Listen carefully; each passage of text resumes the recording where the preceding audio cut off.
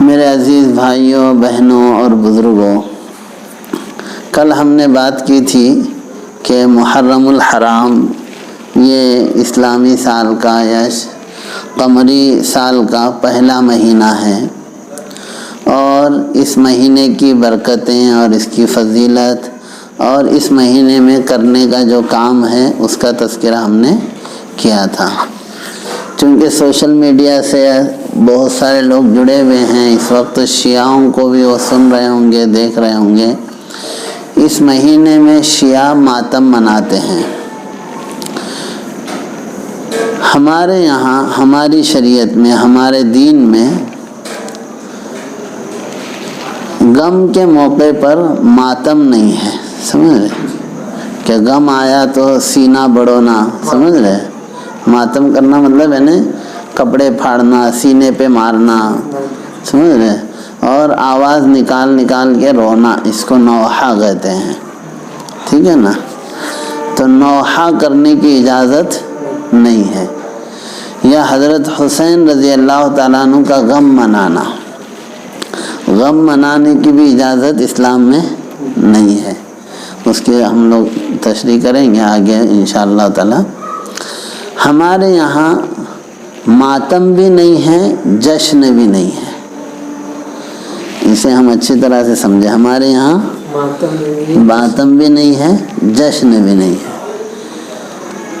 اسی لیے اگر یہ ہوتے تو یہ دونوں عربی زبان کے لفظ ہوتے، لیکن ماتم بھی عربی زبان کا لفظ نہیں ہے اور جشن بھی عربی زبان کا لفظ نہیں ہے، یہ دونوں فارسی زبان کے لفظ ہیں، سمجھ رہے؟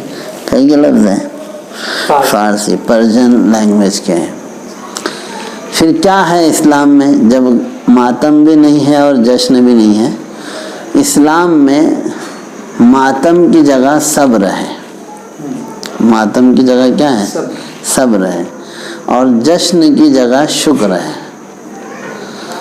اسی لیے آپ نے نہیں دیکھا ہوگا بڑے بڑے حادثات اللہ کے رسول صلی اللہ علیہ وسلم پر آئے۔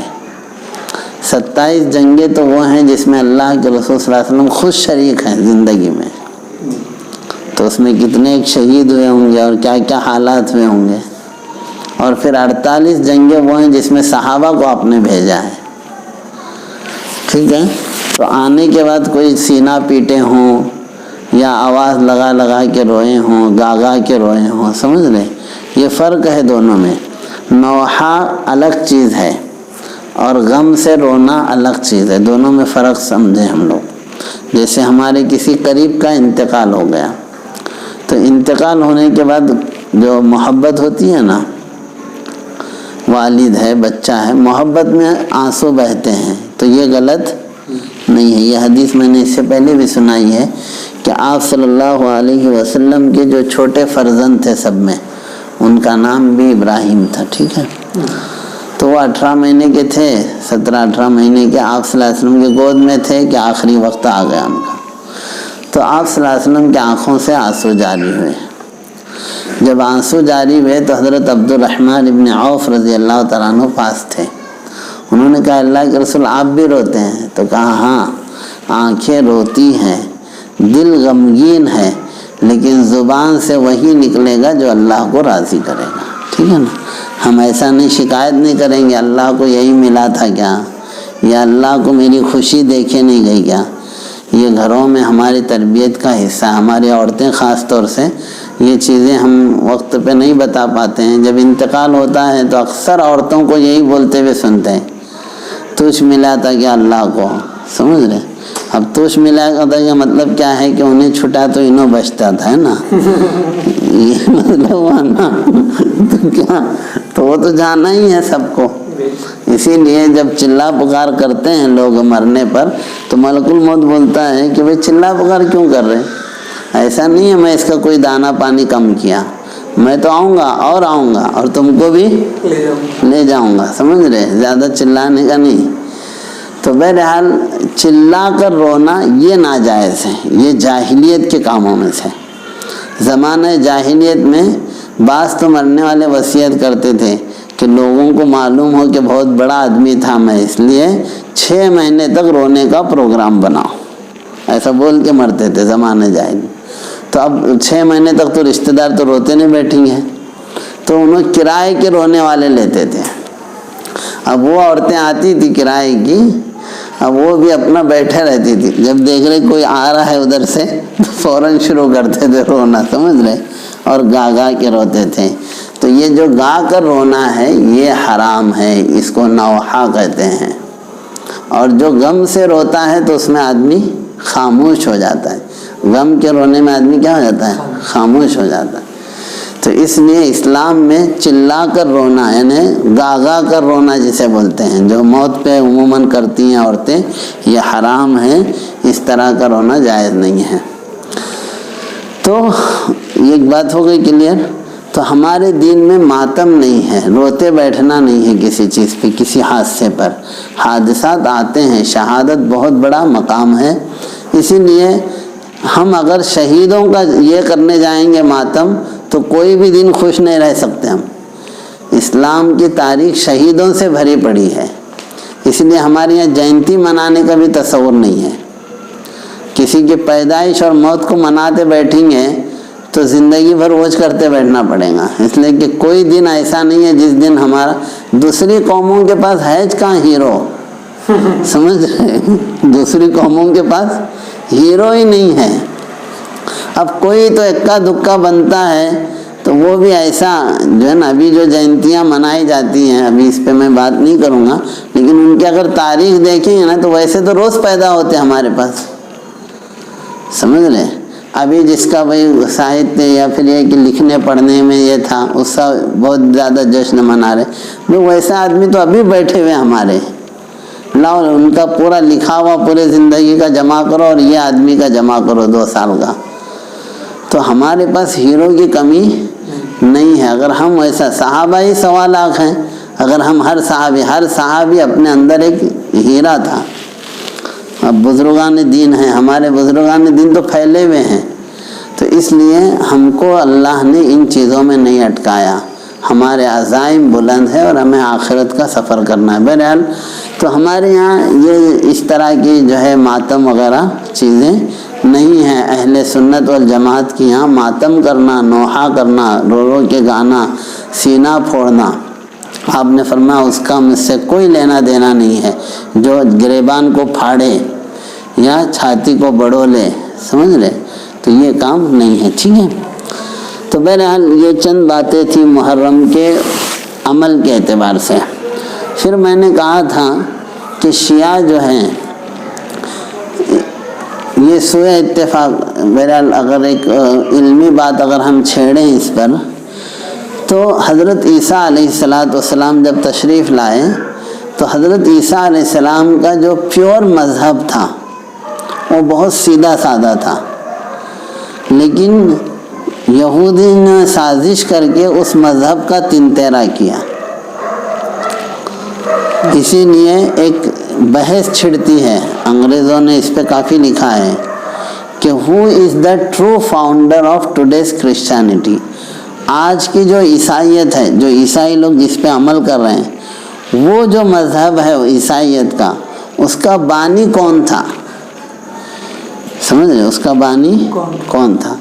کیوں؟ اس لیے کہ ان کا جو مین عقیدہ ہے وہ ہے تثلیث کا۔ تثلیث کہتے ہیں ٹرینیٹی، 3 ملا کر ایک خدا مانتے ہیں وہ، سمجھ رہے۔ تو تثلیث کا لفظ تو پورے بائبل میں آج بھی کہیں نہیں ہے، سمجھ رہے۔ اگر آپ بائبل اٹھائیں گے تو تثلیث کا لفظ وہاں پر نہیں ہے۔ تو جب ہے ہی نہیں تو پھر یہ انہوں ایمان کیسا رکھتے ہیں؟ بلکہ حضرت عیسیٰ علیہ السلام کی اگر تعلیمات دیکھیں گے آج کے بائبل میں بھی، تو انہوں نے کہیں بھی ایسا نہیں کہا کہ مجھے خدا مانو، یہ ان کو خدا مانتے ہیں۔ تو اس پہ یہ ہوا کہ حضرت عیسیٰ کے جو مذہب کو خراب کیا تھا وہ یہودیوں نے خراب کیا تھا۔ یہی چال وہ اسلام کے ساتھ بھی چلے، لیکن اللہ نے اسلام کی حفاظت اپنے ذمے لی تھی، اس لیے اسلام کو تو وہ دھکا نہیں دے سکے، لیکن خود ایک گروپ بن گیا جسے ہم شیعوں کا گروپ کہتے ہیں۔ اس کی تاریخ پہ انشاءاللہ تعالی ہم لوگ ذرا بعد میں آئیں گے۔ اب بتانا یہ ہے کہ دیکھیے اللہ کے رسول صلی اللہ علیہ وسلم نے جو دین ہمیں لا کر دیا، جو پیارا دین، اس دین میں اللہ تعالیٰ نے اسے پریکٹیکل بنایا، صرف انسٹرکشن نہیں دیا بلکہ ہر چیز کو کیا کیا؟ پریکٹیکل کیا۔ اسی لیے 23 سال کے اندر اللہ نے قرآن کو نازل کیا اور عملی طور پہ احکام کو بتایا، لاگو کیسا کرنے کا، امپلیمنٹیشن کر کے بتایا نبی کی زندگی میں۔ نبی صرف ہدایت دے کر نہیں گئے بلکہ اس کو کیا کیا؟ پریکٹیکل کیا، امپلیمنٹ کیا۔ تو اس امپلیمنٹ کرنے کے لیے ایک گروپ کی ضرورت پڑیں گی نا، ساتھیوں کی ضرورت پڑیں گی اس کو نافذ کرنے کے لیے، اسے فروغ دینے کے لیے ساتھیوں کی ضرورت پڑیں گی۔ تو اللہ تبارک و تعالیٰ نے جیسے اپنے نبی کو چنا تھا پورے انسانوں میں، ٹھیک ہے نا، پورے انسانوں میں کیا کیا؟ اللہ نے نبی کو چنا تھا، ایسے ہی تمام انسانوں میں اللہ نے نبی کے ساتھیوں کو بھی چنا تھا، نبی کے ساتھیوں کو بھی چنا۔ اللہ تعالیٰ قرآن کریم میں فرماتے ہیں امتحن اللہ قلوبہم للتقوی، کہ یہ صحابہ جو ہیں ان کے دلوں کو اللہ نے آزمایا، ان کا امتحان لیا تقوی کے لیے۔ تو صحابہ کون تھے؟ چنندہ تھے، وہ کیسے تھے؟ چنندہ تھے، ہاں، اللہ نے ان کو چنا تھا۔ اچھا، صحابی کس کو کہتے ہیں؟ ہم بولتے ہیں صحابی رسول، صحابی رسول، یا صحابہ صحابہ۔ صحابہ یہ پلورل ہے، انیک وچن، اور ایک رہا تو ایک وچن یا سنگولر ہے صحابی، ٹھیک ہے نا۔ تو صحابی اس کا پلورل صحابہ یا اصحاب، ٹھیک ہے نا۔ تو صحابہ جو ہے اللہ تعالیٰ نے کیا کیا تھا؟ ان کو چنا تھا، کس لیے؟ اپنی نبی کے صحبت کے لیے، اپنے نبی کی صحبت کے لیے۔ اور صحابی کس کو کہتے ہیں؟ صحابی کہتے ہیں وہ شخص جس نے ایمان کی حالت میں، جس نے ہاں اللہ کے رسول صلی اللہ علیہ وسلم کو دیکھا اور ایمان کے ساتھ انتقال ہوا۔ کتنی باتیں ہوئیں؟ جس نے اللہ کے رسول کو کیسے دیکھا؟ ایمان کی حالت، ٹھیک ہے نا۔ اب دیکھا کا مطلب یہ ہے کہ کوئی عارض ہے، جیسے حضرت عبداللہ ابن ام مکتوم نابینا ہیں، ٹھیک ہے نا، لیکن تو یا تو انہوں نے اللہ کے رسول کو دیکھا ہو یا اللہ کے رسول نے ان کو دیکھا ہو، تو وہ کیا ہیں؟ صحابی ہیں۔ اچھا، وہ صحابی ایسے ہیں کہ صرف ایک نظر اللہ کے رسول نے ان کو دیکھا، یا انہوں نے صرف ایک نظر دیکھی، زیادہ نہیں، کتنا؟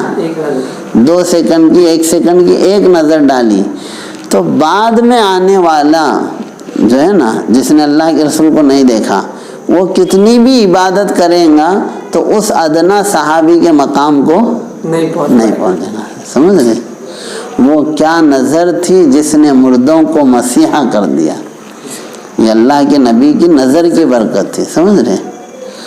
تو نگاہ رسول اگر کسی پر پڑ جائے یا اس کی نگاہ اللہ کے رسول پہ پڑے تو وہ شخص جو ہے نا، بعد میں آنے والے کتنا بھی بڑا ولی ہو، وہ ولی اس کے مقام کو نہیں پہنچ۔ یہ صحابی کا مقام ہے، صحابہ کا مقام بہت اونچا ہے، ٹھیک ہے نا۔ وہ مقام اللہ نے انہیں چنا تھا۔ اور کیوں نہ ہو، اللہ تعالیٰ قرآن کریم میں صحابہ کی تعریف کرتے ہیں جگہ جگہ۔ اگر ہم دیکھیں گے تمام آیتیں تو اللہ تعالیٰ قرآن میں فرماتے ہیں فَإِنْ آمَنُوا بِمِثْلِ مَا آمَنْتُمْ بِهِ، یعنی صحابہ کو مخاطب کر کے کہتے ہیں یہ دوسرے لوگ اگر تمہارے جیسا ایمان لائیں گے تو راستے پر رہیں گے، یعنی ان کو کیا بنا رہے ہیں؟ حق کا معیار بنا رہے ہیں نا، سمجھ رہے؟ یعنی کیا اللہ تعالیٰ راضی ہیں تبھی تو بولے، میں کیا اگر کسی کے بارے میں بولوں تمہارے جیسا انہوں چلے نا تو صحیح رہیں گا، دیکھو تو کیا مطلب انہوں صحیح ہیں بالکل، ہاں انہوں صحیح ہیں بالکل۔ تو اللہ تعالیٰ ان کو گویا کہ سرٹیفکیٹ دے رہے ہیں کہ تم لوگ صحیح جا رہے ہو۔ قرآن کریم اتنا اونچا مقام ان کو دیتا ہے۔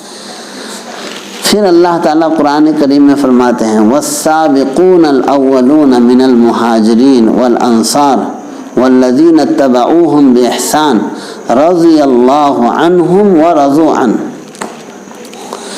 کہ بھئی جو سابقین اولین کہتے ہیں پائنیئر، جو پہلے آئے ہیں آگے، سمجھ رہے؟ تو جو پہلے آئے ہیں مہاجرین میں سے، مہاجرین جو مکہ سے ہجرت کر کے گئے، اور انصار جو مدینہ میں اولین لوگ ہیں، سمجھ رہے، بیعت عقبہ میں وغیرہ جو پہلے بیعت کی اللہ کے رسول پہ، ان کو، اور بعد میں جو ان کے پیچھے چلیں گے، ٹھیک ہے نا، یہ پہلے گروپ کو تو خاص کیا کہ یہ پائنیئر ہیں، پھر ان کے پیچھے جو صحیح سے چلیں گے اللہ ان سے راضی ہو گیا اور وہ اللہ سے راضی ہو گئے۔ اللہ ان سے راضی ہو گیا، وہ اللہ سے راضی ہونے کا کیا مطلب، سمجھ رہے، اللہ تو راضی ہو گیا کہ انہوں نے اتباع کی اللہ کے رسول کی، یہ اللہ سے راضی ہو گئے کہ کیا مطلب؟ تو اس پہ بعضوں نے کہا کہ یہ اللہ سے راضی ہو گئے کا مطلب یہ ہے کہ اے اللہ اب آپ خوشی میں رکھو یا غم میں رکھو ہم راضی ہیں، سمجھ رہے، ہر حال میں اللہ سے راضی ہیں۔ یہ صفت تھی صحابہ کی، اس لیے کیسے کیسے حالات آئے، سب حالات میں صحابہ نے کیا کہا، اے اللہ ہم راضی ہیں، ٹھیک ہے نا۔ آپ صلی اللہ علیہ وسلم طائف کے سفر سے واپس آ رہے ہیں، خون سے پورا جسم پورا خون ہے، ٹھیک ہے نا، اتنی تکلیف میں اللہ کے رسول صلی اللہ علیہ وسلم ہے۔ اس تکلیف کا اندازہ ہم نہیں لگا سکتے کہ اس تکلیف کے بعد تقریباً 15 سال کے بعد، ٹھیک ہے نا، 15 سال، ہاں، احد کے اندر اللہ کے رسول صلی اللہ علیہ وسلم کو پتھر لگتا ہے، دانت ٹوٹتا ہے، خود جو ہے گلے میں گال میں گھس جاتی ہے، سمجھ رہے، آپ پیچھے گر جاتے ہیں گڑھے میں، تو کتنی تکلیف کا دن ہوگا نا۔ تو حضرت عائشہ فرماتی ہے احد کا دن بہت سخت تھا اللہ کے رسول آپ، کہا نہیں یہ دن نہیں، طائف کا دن بہت سخت تھا۔ تو کتنا سخت ہوگا طائف کا دن۔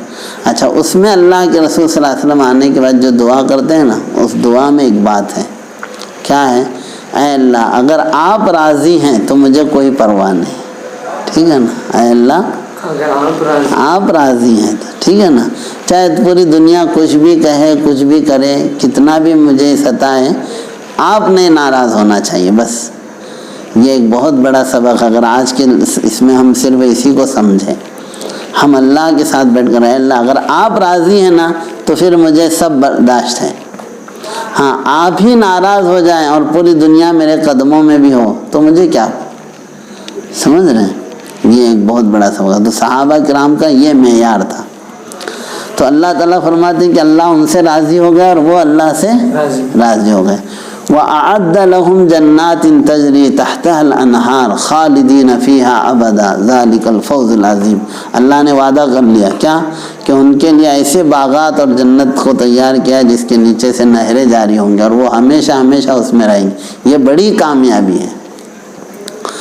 اور پھر اللہ تعالیٰ، اچھا صحابہ کرام آپ صلی اللہ علیہ وسلم کے ارد گرد، اسی لیے اللہ کے رسول صلی اللہ علیہ وسلم کو صحابہ بہت چاہتے تھے اور اللہ کے رسول صحابہ کو بہت چاہتے تھے، اس لیے تاریخ اپنے آپ کو دہراتی ہے، بولتے ہیں لوگ، لیکن صحابہ کا دور دہرایا نہیں جا سکتا۔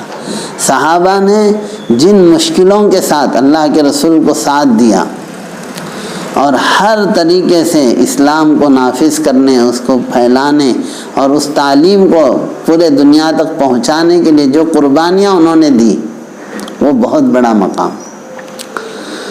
اللہ تعالیٰ قرآن میں دوسری جگہ فرماتے ہیں کہ جو ہے سن 9 ہجری میں ایسا ہوا کہ کھجور ریڈی تھے پکے، راس کرنے کا ٹائم آ گیا، سمجھ رہے، اور اسی پہ سال بھر کا گزارا تھا، اب ریڈی ہے، تیار ہیں، ایسے موقع پر اللہ کے رسول کہہ رہے ہیں کہ ہم سب کو اب تبوک جانا ہے۔ یہ سب میں لمبا سفر تھا اور دھوپ کڑاکے کی، وہ دھوپ ایسی تھی کہ نکلنا باہر، پھر عرب کی دھوپ، پھر ریگستان، اور پیسے پاس میں نہیں، کیونکہ جس پہ مدار ہے وہ ریڈی ہے، اب یہاں سے جانے کا مطلب ابھی کچھ نہیں ہے اور جو امید ہے وہ بھی ختم کرنا ہے۔ بھائی راس کو اگر صحیح ٹائم پہ پک نہیں کریں گے تو ضائع ہو جائیں گے نا۔ لیکن ایک بھی صحابی نے آ کر یہ نہیں کہا، اللہ کے رسول کو مشورہ نہیں دیا کہ تھوڑا رک جاتے، 8 دن تھوڑا رکو، ہم پہلے نکال لیتے پھر چلیں گے ساتھ، یہ بہت اہم ہے، اللہ ہماری حفاظت فرمائے۔ ہم لوگ یہ کہتے ہیں کہ ہمارے حالات کیوں نہیں بدلیں گے، حالات کیوں نہیں بدلیں گے؟ یہ صحابہ کے جو حالات بدلے ہیں نا، ایسے ہی نہیں، اطاعت کا یہ جذبہ تھا۔ اسی لیے ہمارے لوگ لیڈر پہ روتے ہیں، سمجھ رہے، قیادت نہیں ہے ہمارے پاس، قیادت نہیں ہے، ہمارا کوئی لیڈر نہیں ہے۔ کیسا لیڈر بنے گا؟ ایسے لوگوں کا لیڈر بنے گا جن کو ایک بات بولو تو 10 بہانے کر کے بھاگ جاتے ہوں۔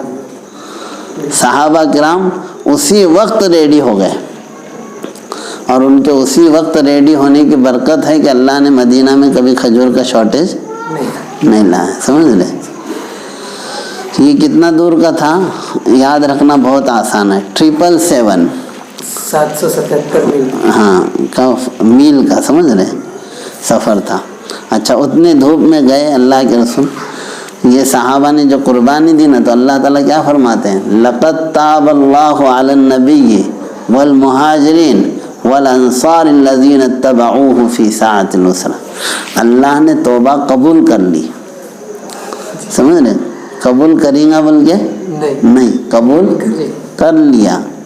کن کی؟ نبی کی، مہاجرین کے، انصار کے، جو ایسے تنگی کی حالت میں بھی ان کی پیروی کی ہے۔ اللہ تعالیٰ ہمیں اس کا کچھ حصہ عطا فرمائے، کچھ اس کا جو ہے نا سایہ ہی عطا فرمائے۔ ریالٹی تو نہیں مل سکتی ہے اتنا، تو سایہ ہی کہ کم سے کم ہم اللہ کے نبی صلی اللہ علیہ وسلم کے اس سائے پہ تو عمل کر سکیں، یعنی ان کے عمل کا سایہ بن سکے۔ اچھا، پھر اللہ تعالیٰ دیکھیے، یعنی صحابہ کرام کے بارے میں جو ہے نا مسلسل آیتیں ہیں کہ اللہ نے، انہوں نے کیسی قربانیاں دی۔ اچھا، حدیبیہ کے موقع پر 1400 صحابہ ہیں اللہ کے رسول صلی اللہ علیہ وسلم کے ساتھ۔ کیا ہوا کہ ایسے حالات میں آ کر بیٹھے، اس واقعے کی تفصیل نہیں بتاؤں گا، بالکل جو ہے نا حالات بگڑ گئے، تو پورے 1400 صحابہ نے اللہ کے رسول کے ہاتھ پہ بیعت کیا کہ اب جو بھی ہوں گے ہم جان مال سب کے ساتھ آپ کے ساتھ ریڈی ہیں۔ تو اللہ تعالیٰ نے فوراً قرآن کی آیت نازل فرمائے، کہا لَقَدْ رَضِيَ اللَّهُ عَنِ الْمُؤْمِنِينَ إِذْ يُبَايِعُونَكَ تَحْتَ الشَّجَرَةِ۔ ان مومنوں سے اللہ راضی ہو گیا، ہوگا نہیں، سمجھ رہے، ہو گیا، پاسٹ ٹینس ہے، مطلب یقیناً اللہ راضی ہو گیا۔ کن سے؟ جنہوں نے آپ کے ہاتھ پہ بیعت لیا درخت کے نیچے۔ تو ان کو تو پروانہ مل رہا ہے نا، سمجھ، سرٹیفکیٹ مل رہا ہے اللہ کی طرف سے کہ اللہ ان سے کیا ہو گئے؟ خوش ہو گئے۔ یہ معیار ہے، اسی لیے ہم اہل سنت والجماعت کے نزدیک صحابہ کرام حق کا معیار ہیں، سمجھ لیں۔ جیسے پھول پٹی رہتی ہے نا، اس کو دیکھ کے لکیر سیدھی کرتے، اس لیے بعد میں آنے والی امت اگر سیدھا رہنا چاہتی ہے تو اس کو پھول پٹی کون سی چاہیے؟ صحابہ کی چاہیے، ان سے ملے گی۔ اسی لیے حضرت امام مالک کہتے تھے کہ اس امت میں بعد آنے والے لوگ ہرگز کامیاب نہیں ہوں گے جب تک کہ پہلے والوں کے نقش قدم پہ نہیں چلے۔ اسی لیے دنیا کہتی ہے آگے دیکھ کے چلو، مطلب ماڈرن بننا ہے تو کیا کرنا پڑے گا؟ آگے دیکھنا پڑے گا، اور ہمیں کیا کرنا پڑے گا؟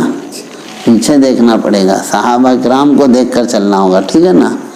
ہاں، اگر ماڈرن ہونے کی بات کرتے ہیں تو ہم الٹرا ماڈرن ہیں، دوسرے لوگ ماڈرن ہی ہوں گے، یعنی کیسا، یعنی وہ اس کو سمجھو میں کیا سمجھانا چاہ رہا ہوں۔ دوسرے لوگ ماڈرن بولے تو کیا بولتے ہیں؟ زندگی کا آگے کا سوچ کے بات کرتے، کتنا 60-70 سال کی زندگی، ہم تو اس سے آگے آخرت کی بات کرتے، سمجھ رہے۔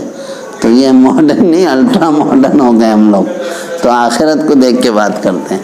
تو بہرحال میں یہ بتا رہا تھا کہ صحابہ کرام کا مقام بہت اونچا ہے۔ اچھا، کیوں نہیں ہو؟ انہوں نے قربانیاں ایسی دی۔ دیکھیے، ابھی جب ہم سیرت پہ بات کریں گے تو یہ چیزیں اور کھل کے آئیں گی۔ مہاجرین مکہ چھوڑ کے آئے، کیسے حالات میں آئے؟ سب بیوی بچے انتہا ہو گئے، مال جو تھا پاس میں ختم ہو گیا، بالکل آنگ کے کپڑے پر بھاگ بھاگ کے مدینہ ہے۔ مدینہ کے لوگوں نے ان کو اپنے گھر کا شریک بنا لیا، ان کو کام بھی نہیں آتا تھا۔ مدینہ کے جو صحابہ تھے وہ انصار کہلائے، مددگار، ان کو کھیتی باڑی آتی تھی، اور مکہ کے لوگ تجارت کرنے والے تھے، تاجر تھے۔ تو جب آئے تو آدھا آدھا کھیت دے دیا، تو ان کو کھیتی کا کام بھی نہیں آتا تھا، تو کہا نہیں تم کچھ مت کرو، ہم کرتے لیکن جو بھی آئیں گا آدھا آدھا بانٹ کے لیں گے۔ تو اتنا ہی نہیں بلکہ وہ لوگ اپنے اوپر دوسروں کو ترجیح دیتے تھے۔ اللہ نے قرآن میں تعریف کی ان کی کہ وَيُؤْثِرُونَ عَلَىٰ أَنفُسِهِمْ وَلَوْ كَانَ بِهِمْ، خود حاجت ہے، خود ضرورت مند رہتے ہوئے بھی دوسروں کو کیا کرتے تھے؟ بڑھاوا دیتے تھے۔ اسی ضمن میں جو ہے نا حضرت ابو طلحہ انصاری کا واقعہ بیان کیا گیا۔ ایک مرتبہ اللہ کے رسول کے پاس ایک صاحب آئے مہمان بن کے، آپ صلی اللہ علیہ وسلم نے اپنے بیویوں کے گھر بھیجا کہ کچھ کھانے کا ہوگا تو لے کے آئے ڈبہ، تو وہاں گئے تو کسی کے گھر میں بھی کچھ نہیں تھا، تو آپ نے وہیں کہا کہ کوئی ان کی مہمان نوازی کرے گا کہ؟ تو حضرت ابو طلحہ ہے، کہا میں کروں گا۔ گھر میں آ کر بیوی کو پوچھا تو بیوی بولی کہ اپنے پاس کیا بھی نہیں ہے، بچوں کے پرتائی ہے۔ تو کہا نہیں، بچوں کو کیسے بھی بہلا پھسلا کے سلا دو، اور ایک ہی آدمی کھا سکتا، تو میں جب آ کے بیٹھوں گا مہمان کے ساتھ تو تم چراغ صحیح کرنے کے بہانے سے بجھا دو، ہمارا ہاتھ چلتے رہے گا، ہم نہیں کھائیں گے، مہمان پیٹ بھر کے کھا لیں گے۔ تو صبح ہوئی، اللہ کے رسول کے پاس آئے تو اللہ کے رسول نے فرمایا تمہارے عمل سے اللہ نے مسکرا دیا اور یہ آیت نازل فرمائے۔ تو یہ صحابہ کرام ہے، سمجھ رہے ہیں، ان کا مقام بہت بڑا ہے۔ صحابہ کرام بعد والے، اسی لیے اب یہ چیز ہمیں، تو اس لیے اللہ تعالیٰ نے قرآن کریم، اب جو سمجھنا ہے وہ سمجھیں۔ شیعہ لوگوں نے سب میں زیادہ صحابہ کو ٹارگٹ بنایا، سمجھ رہے ہیں، میں نے کل شاید کہا تھا یہ کہ وہ لوگ آپ صلی اللہ علیہ وسلم کو بدنام کرنا چاہتے تھے لیکن ہمت نہیں ہوئی، تو صحابہ کو بدنام کرنا شروع کیا، صحابہ کے کیریکٹر پہ حملے کیا انہوں نے۔ تو اس لیے صحابہ کرام سب میں اونچی شخصیات ہے، ٹھیک ہے نا۔ اچھا ایک بات اور، ہمیں کیا تعلیم دی گئی ہے صحابہ کے بارے میں؟ تو اللہ تعالیٰ قرآن کریم میں فرماتے ہیں والذین جاؤوا من بعدہم، صحابہ کے بعد جو لوگ آئیں گے ان کو کہنا چاہیے ربنا اغفر لنا ولاخواننا الذین سبقونا بالایمان، کیا ہے ہمارے پروردگار ہماری بھی مغفرت فرما اور ہمارے ان بھائیوں کی بھی جو ہم سے پہلے آپ کے پاس آ چکے ہیں اور ہم سے پہلے ایمان لا چکے ہیں۔ تو ہم کو صحابہ کے بارے میں کیا کرنے کہا جا رہا ہے؟ ان کے لیے دعا کرنے کا ہم کو یہ دیا گیا ہے، سمجھ رہے۔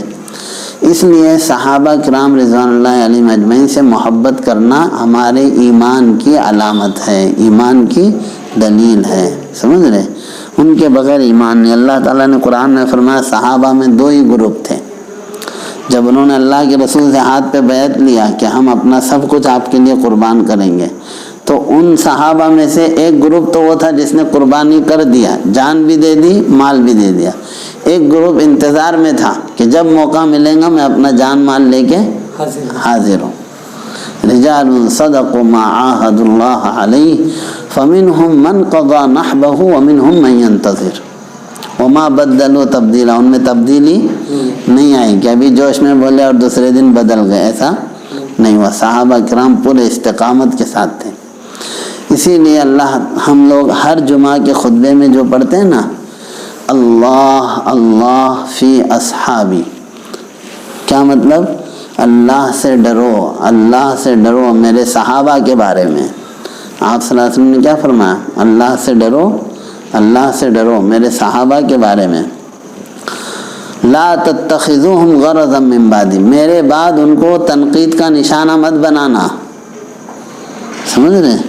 کچھ لوگ آئیں گے جو ان کو تنقید کا نشانہ بنائیں گے۔ اللہ کے نبی کو اللہ نے بتا دیا تھا کہ کچھ لوگ آپ صلی اللہ علیہ وسلم کو کیا کریں، صحابہ کو تنقید کریں گے، صحابہ کو برا بھلا کہیں گے۔ آپ نے فرمایا میرے صحابہ کو برا بھلا مت کہو۔ فمن احبہم فبحبی احبہم، جو ان سے محبت کرے گا وہ میری محبت کی وجہ سے ان سے محبت کرے گا۔ کس سے محبت کرے گا؟ میری وجہ سے۔ ہاں، صحابہ سے محبت ہونا یہ اللہ کے رسول سے محبت ہونے کی دلیل ہے۔ جو صحابہ سے محبت نہیں کرتا وہ اللہ کے نبی سے بھی محبت نہیں کرتا، ٹھیک ہے نا۔ ومن ابغضہم فببغضی ابغضہم، اور جو ان سے نفرت کرے گا وہ مجھ سے نفرت کی وجہ سے ان سے نفرت کرے گا۔ وخیر القرون قرنی، سب میں بہترین دور، زمانوں میں سب میں بہترین زمانہ ہے تو وہ میرا زمانہ ہے۔ جس زمانے میں جس پیریڈ میں اللہ کے رسول دنیا میں تھے وہ پیریڈ پورے زمانوں میں کیا تھا؟ سب سے افضل تھا. ثم الذین یلونہم ثم الذین یلونہم، پھر اس کے بعد وہ زمانہ جو اس کے بعد لگا ہوا ہے، پھر وہ زمانہ جو اس کے بعد لگا. یعنی آپ نے کہاں تک کہا؟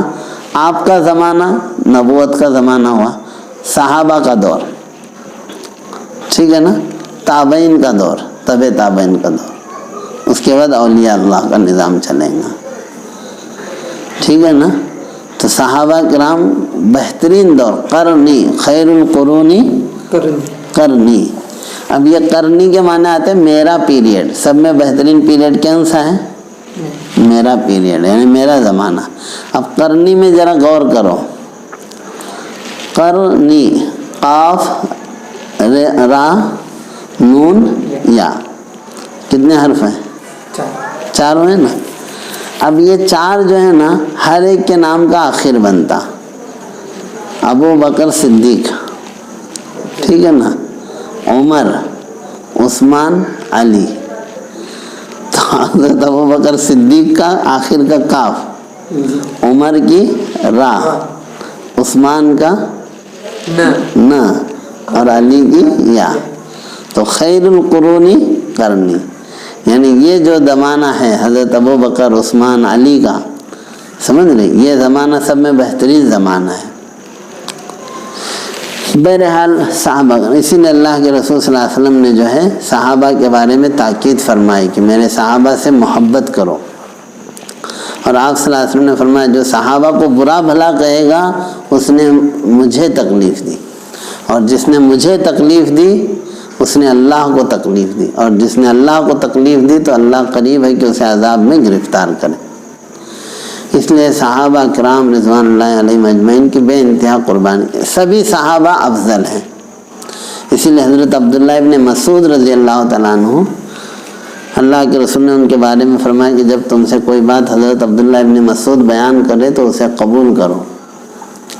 حضرت عبداللہ ابن مسعود رضی اللہ تعالیٰ عنہ کہتے تھے کہ جسے کسی کے پیچھے چلنا ہو، من کان منکم مستنن، جسے کسی کے پیچھے چلنا ہے، کسی کو رول ماڈل بنانا ہے، فلیستن بمن قد مات، جو گزرے میں ہیں ان کو رول ماڈل بناؤ، کیونکہ زندہ بگڑنے کے چانسز ہیں. فإن الحی لا تؤمن علیہ الفتنہ، زندہ آدمی کیا کریں گا؟ آج بہت نیک دکھ رہا، دوسرے دن انہیں بگڑ بھی سکتا. فإن الحی لا تؤمن علیہ الفتنہ. اولئک اصحاب محمد، وہ محمد صلی اللہ علیہ وسلم کے ساتھی یعنی صحابہ، کانوا افضل هذه الامہ، اس امت میں سب میں افضل گروپ تھا. ابرہا قلوبا، ان کے دل جو ہے سب میں زیادہ نیک تھے. سب میں زیادہ نیکی کے اعتبار سے کون سے دل تھے؟ صحابہ کے. وعامقہا علما، اور سب میں زیادہ گہرا علم اگر کسی کے پاس تھا امت میں تو وہ کس کے پاس تھا؟ صحابہ کے، کیونکہ انہوں نے لائیو دیکھا تھا نا، پریکٹیکل نالج دیکھا تھا اللہ کے رسول سے. وَأَقَلَّهَا تَكَلُّفًا، اور ان میں تکلف نہیں تھا. سمجھ رہے، زیادہ شو شاع اور جو ہے نا جتنا جو ہم جس کو کہتے ہیں تکلفات نہیں تھے، ان کی زندگی میں سادگی تھی. کیا تھی؟ سادگی تھی. تو پھر انہوں نے کہا کہ جو ہے نا تم کیا کرو، ان کے پیچھے چلو، جتنا ہو سکے ان کے اخلاق کو، ان کی سیرت کو اپناؤ. وہ صحیح راستے پر تھے. سمجھ رہے، وہ کیا تھے؟ رائٹ. تو صحابہ کرام رضوان اللہ علیہم اجمعین اس امت میں سب میں افضل اگر طبقہ ہے تو وہ کون سا ہے؟ صحابہ کا طبقہ ہے. اس لیے صحابہ سے محبت کرنا. پھر دیکھو تمام صحابہ میں پھر اگر کریں گے کیٹیگرائز اگر کرتے جائیں گے تو جو ہے جتنا زیادہ صحبت ملتی رہے گی، جتنا یہ ہوگا، اس میں پھر حدیبیہ کے ہیں. پھر حدیبیہ میں سے بھی بدر کے صحابہ 313 صحابہ ہیں. تو ان 313 صحابہ کے بارے میں تو بخاری شریف میں روایت ہے کہ اللہ تعالیٰ نے ان 313 کی طرف دیکھ کر کہا کہ تمہیں جو کرنا ہو کرو، میں نے تمہیں معاف کر دیا. فَعْمَلُوا مَا شِئْتُمْ إِنِّي قَدْ غَفَرْتُ لَكُمْ، جو کرنا ہو کرو، میں نے تمہیں معاف. یہ تو دنیا میں ہی جنت کی بشارت ہے. پھر ان 313 میں بھی ٹاپ 10 ہے. کون ہے؟ ٹاپ 10 ہے، سمجھ رہے. پھر ان ٹاپ 10 میں بھی ٹاپ 4 ہے. ٹھیک ہے. پھر ٹاپ 4 میں بھی، اچھا یہ ٹاپ 4 کون ہے، اس میں بھی پھر ترتیب ہے. ٹھیک ہے نا. سب میں زیادہ افضل اللہ کے رسول صلی اللہ علیہ وسلم کے امت میں وہ حضرت ابو بکر صدیق ہیں. پھر حضرت عمر ہیں، پھر حضرت عثمان ہیں، پھر حضرت علی ہیں، پھر وہ بقیہ 6 صحابہ جو ٹاپ 10 میں آئیں گے. پھر اس کے بعد بدر والے ہوں گے، سمجھ رہے، پھر احد والے ہوں گے. اس طرح سے جو ہے نا، یعنی صلح حدیبیہ والے. تو یہ پوری ترتیب جائے گی صحابہ میں. ورنہ ہر صحابی چاہے ایک نظر اس نے اللہ کے رسول کو دیکھا ہو یا آپ نے ایک نظر اس پہ ڈالا ہو، اس صحابی کے برابر کوئی بھی ولی بزرگ